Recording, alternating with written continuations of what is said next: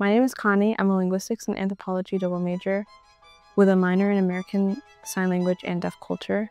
My research topic is about the evolution of Black American Sign Language and African American English, BASL and AAE respectively, and how the histories have, in the United States, have influenced the evolution of each language, namely how racism and Audism have influenced how AAE has evolved from Standard American English and BASL has evolved from American Sign Language.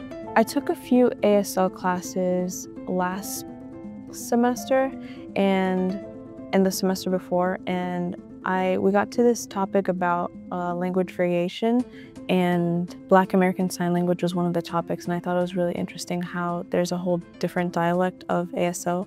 Similarly, how there's a different dialect of Standard English, African American English. And so I wanted to know more about how these languages evolved from their mainstream counterparts respectively, and if those evolutions happened in a manner that was similar, so if the histories align at any point. So in the US, after the abolishment of slavery, the period of segregation was roughly around 1860s to 1960s. And during this time, Black and white children were put into separate schools, and Black schools were severely underfunded.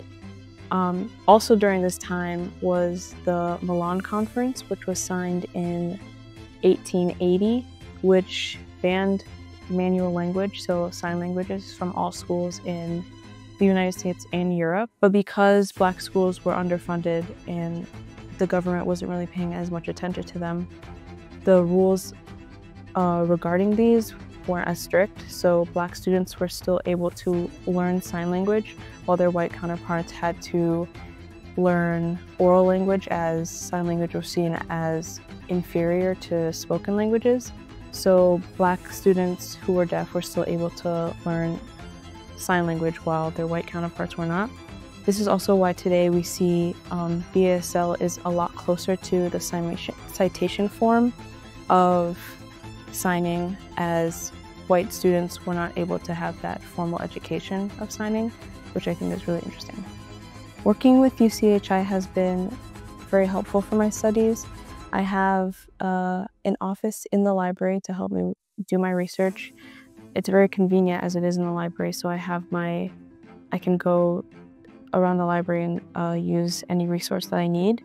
I also have a lot of access to different faculty through my mentor. She has helped me be in contact with many people who have influenced my research. I think that overall the Humanities Institute has given me a lot in terms of being able to produce this research project on my own.